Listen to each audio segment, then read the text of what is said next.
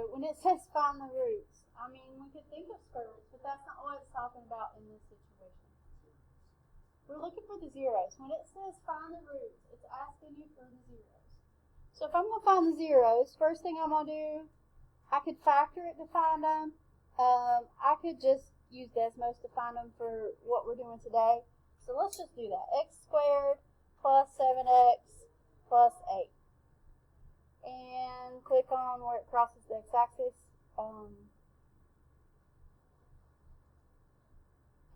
I think this was supposed to be a minus 7. Let's change that. And I'm going to change it on my paper. It's still not working the way I want it to. Aha. That's a minus. Sorry about this. There we go. That's what the signs really are supposed to be. Okay. So let me go back. So this is x squared plus 7x minus 8. Okay? And when I find the roots are where it crosses the x-axis, and I get 1 and negative 8. Okay? Well, here's my question. What is the sum of the roots? That means add the two things that you get where it crosses the x-axis together. Negative 7. Okay, what's the product of the roots? If I multiply it together, what do I get? Negative 8. Let's think about if that makes sense. You know when you factor this, you're always looking for the things that multiply to give you 8, that add or subtract to give you 7. Does it make sense that in a problem like this, that last number has to do with the product and the middle number has to do with the sum? Yeah. Because that's what we do when you factor, and factoring helps you find the zeros. So, notice that the sum was the opposite sign of what was in the middle. And the reason for that is because if you find the factors and then find the zeros, you do get opposite signs there. Okay? So, if you're given x squared minus 8x plus 15, I could graph it to find the roots and then find it. But what would the sum be?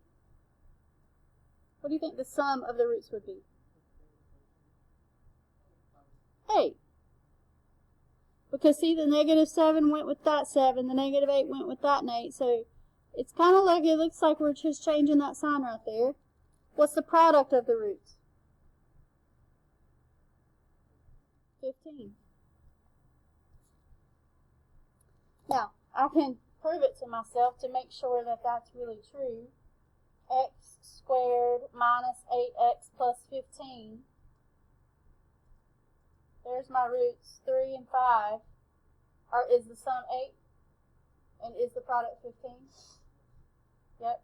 I want to look at the next one. Similar thing happens, but I want you to see what happens on the roots. Look at this one right here. It doesn't cross the x-axis, so what does that mean? Imaginary roots. There's no solution that's real, so it would be imaginary roots. But the question says, what's the sum of the roots and the product of the roots? Well, I don't know, because it doesn't cross the x-axis, so I can't find the roots. But the process is still true. Even though the roots are still imaginary, the product and the sum is still the same. Okay? So what do you think the sum of the roots are going to be? 3. Positive 3. What do you think the product is going to be? 5. Now, here's a formula if you want to know that. If you want to find the sum of the roots, it's always the number in front of x, but you do change the sign. And the product is always the number at the end. Whether the thing at the end is positive or negative, that still is true about what the product is. The only one you change is the sum. Now, the reason that's important is because I want to write an equation for each of these. Okay? And I want to kind of talk to you a little bit about it. Some of them are easier than others. So 1, 2, and 3 are like no big deal because they're real solutions. But once they start having this square root and these i's, it's a little bit more confusing. And we're going to use what we just found out about the sum and the product in order to do it. Okay? Now, I want to do it without knowing anything about the sum and the product first. We looked at some of these equations last week when we were trying to find the equation that had add these zeros, like it touches the x-axis there. What we did when we did something like this is we said, oh, well, we're going to change this sign back, and so if the root's at 3, x minus 3 is one of the factors. If the root's at negative 2, then x plus 2 is one of the factors. And then to solve the problem, what we would do to find the equation, the standard form equation, sometimes that equation's okay, but if it's written differently in standard form, that means you have to multiply it out. It might have been a while since you guys multiplied, but basically, I'm going to take x and multiply by both things. And I'm going to take negative 3 and multiply by both things, and then I'm going to simplify. Okay? X times x is x squared. X times 2 is 2x. Negative 3 times x. And then negative 3 times 2. And then I'm going to go ahead and combine that in the middle. And that's what I get when I multiply. Alright, questions about that?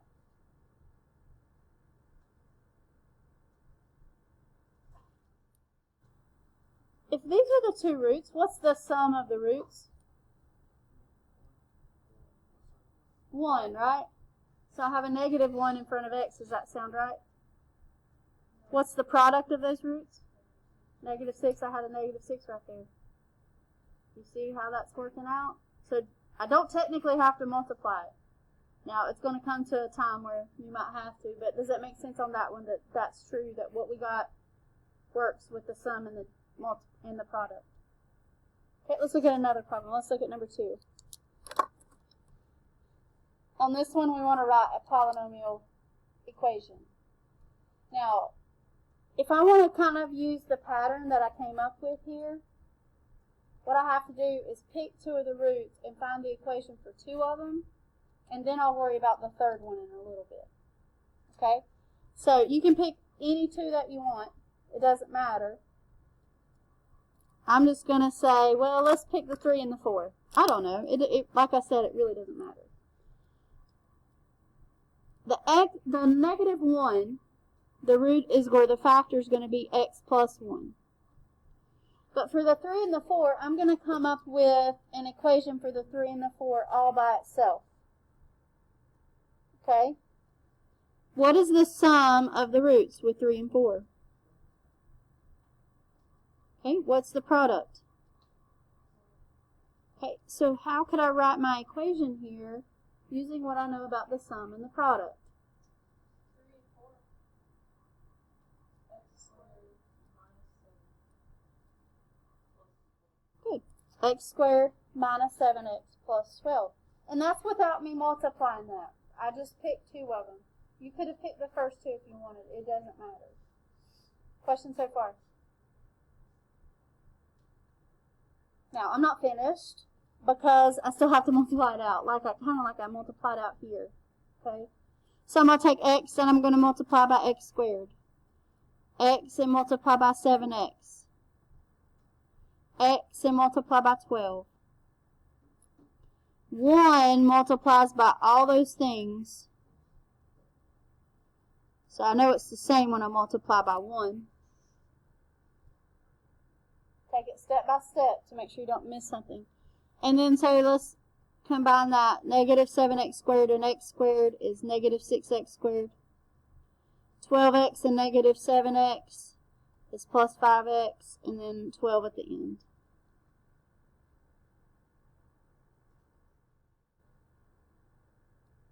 Alright, questions so far?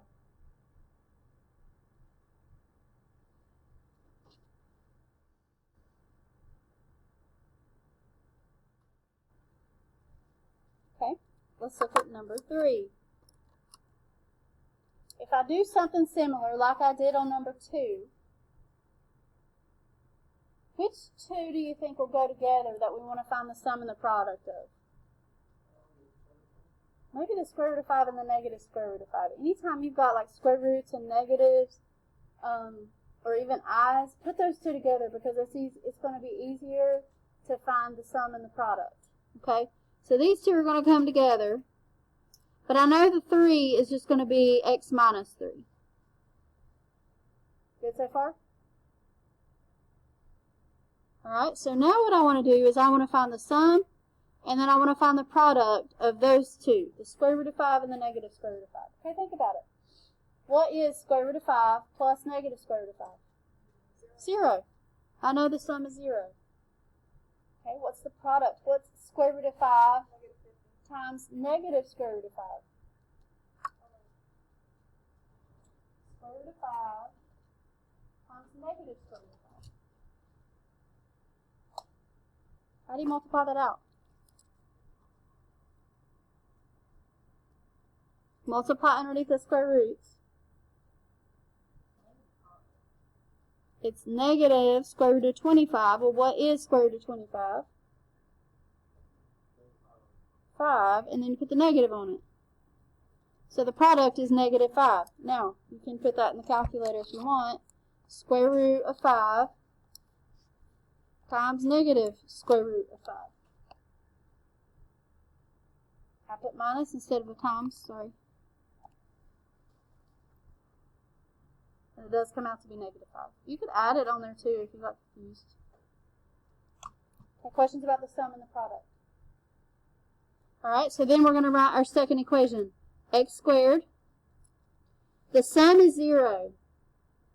So you change the sign and put the 0x, but since it's 0, I don't even have to write it. And it would be easier to do the multiplication. And then minus 5. So just the square root of 5 and the negative square root of 5 give me x squared minus 5. Multiply that out real quick.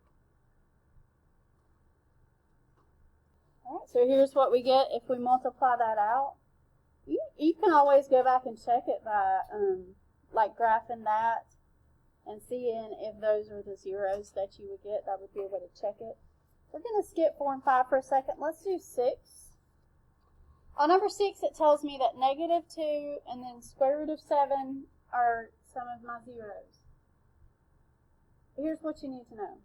If there is a square root, or if there's an I, then there's also another solution of the square root and the I. Because it's always, when you work out the quadratic formula, it's always a plus or a minus. So in that problem, even though it doesn't tell me that there is a root at negative square root of 7, there is a root at negative square root of 7. Anytime there is a square root or an I, there's always the plus or minus of it. Now that's not true if it's just a number. Like there's not a negative 2 and a positive 2. But if there's an I or a square root, there's always a second one of that thing because of the quadratic formula. So they didn't tell me that second one, but it's there, or the third one. Okay? I want you to try this one. It's very similar to how we did number 3. Alright, so the sum was 0, and the product was negative 7. So that meant that we had, okay, for the negative 2, that's going to be an x plus 2. And for the square root of 7 and negative square root of 7, that would be x squared, 0x, so I'm going to just take that part off, and then minus 7. And then when you multiply that out, you get x to the third plus 2x squared minus 7x minus 14. Now let's talk about what happens whenever you have some i's. So let's look at number 4. Okay. On number 4, there's a 4 plus I and a negative 4, or a 4 minus I. So I'm going to put these two together. So let's talk about the sum and the product. Okay. When I do the sum, I'm going to do 4 plus I and 4 minus I. And I'm just going to add it. And you add the i's kind of like variables. Okay. So what's 4 plus I and 4 minus I? They're both positive 4's there. 8. The i's do go away, so you get 8. Okay, then what if I want to do 4 plus I and 4 minus I, and I want to multiply? Well, 4 times 4 is 16. 4 times negative I is negative 4I. I times 4 is 4I, and I times negative I is negative I squared. That looks yucky. Well, let's continue. Negative 4i and 4i go away. What's I squared? So I is square root of negative 1. So I squared is negative 1 because you're multiplying the two square roots together. And it's kind of a rule that I squared comes out to be negative 1. So that's something that if you just want to write on there so you don't forget, I squared does equal negative 1. Always, always, always. So this right here, we're saying minus negative 1.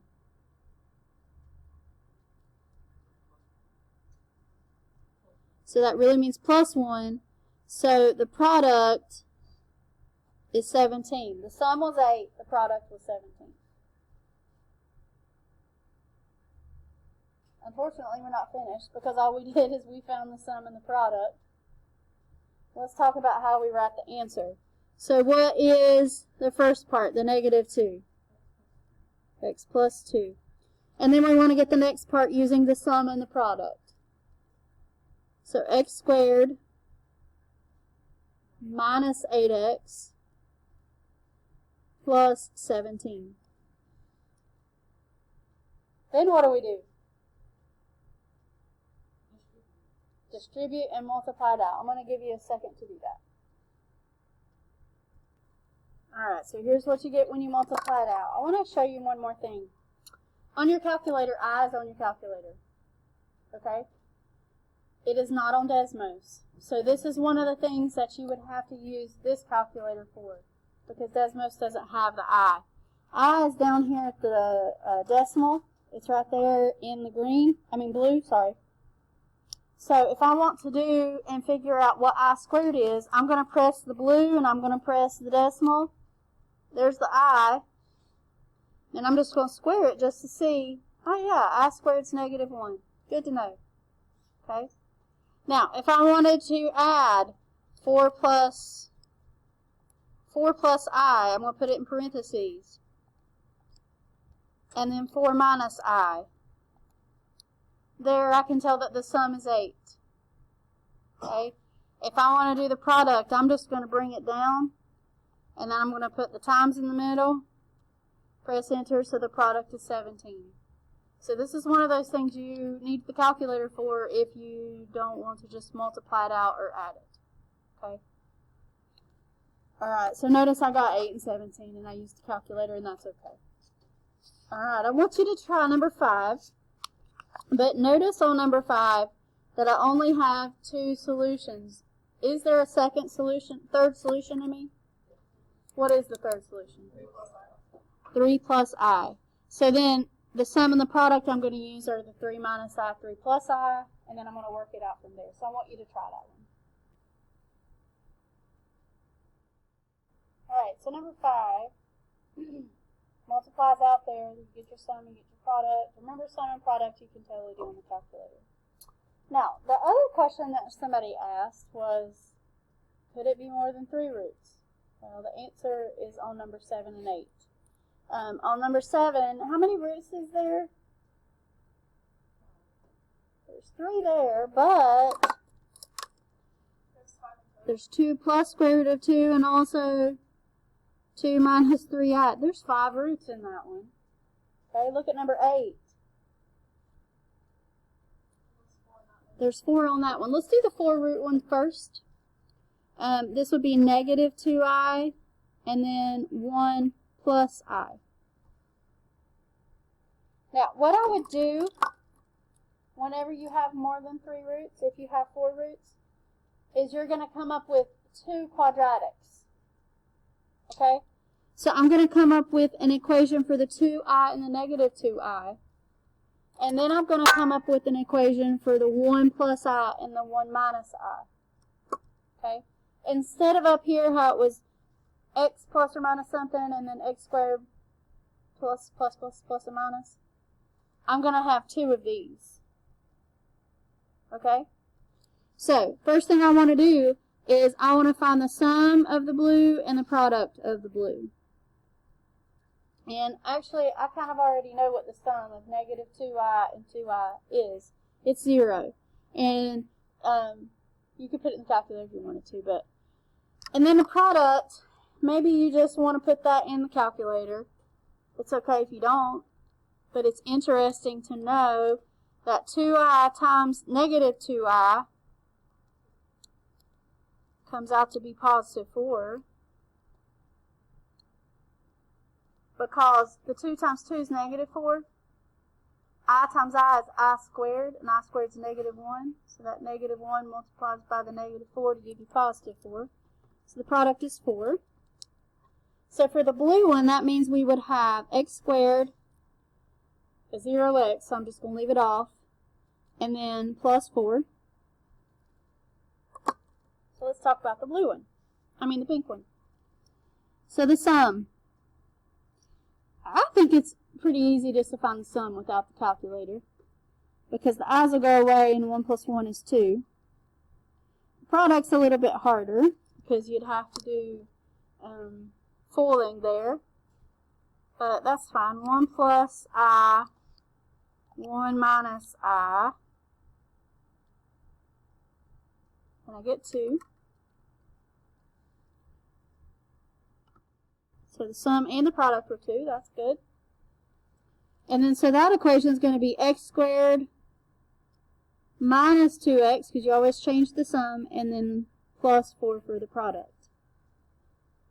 So yes, you can have more than 3 roots, and what happens is you still combine and do 2 roots is this and 2 roots is this. If there were 6, you'd do 2 more roots, and then you just keep going and you'd multiply. That is a 2. I wrote that down wrong. Let's multiply it out. X squared times x squared is x to the 4th. X squared times negative 2x is negative 2x to the 3rd. X squared times 2 is 2x squared. And then we have 4 times x squared is 4x squared. 4 times negative 2x is negative 8x. 4 times 2 is 8. This one's kind of nice because things are right beside of each other that you want to combine. Doesn't always happen that way. And I got that. Alright, so many of you are looking at the calculator here. For this one, the sum came out to be 4. And the product was 2. And then for this one, the sum also came out to be 4. I think the product was 13. Okay. And then for the equation, so that means that you've got x squared minus 4x plus 2. And then x squared plus 4x plus 13. And then you're going to multiply that out. But let me talk about what happens with the 0. Okay? So like if you have like a number in the front, like 8 or negative 2, you know how we did x minus 8 and x plus 2 at the front? With the 0, we would do like x minus 0 or x plus 0. Really that just means x. So it means there's an x out front of here.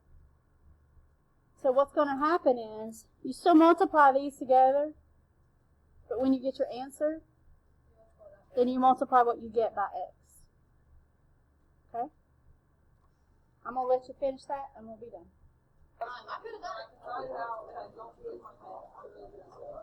Alright, there's the answer, and I forgot to make the negative, so it works that way.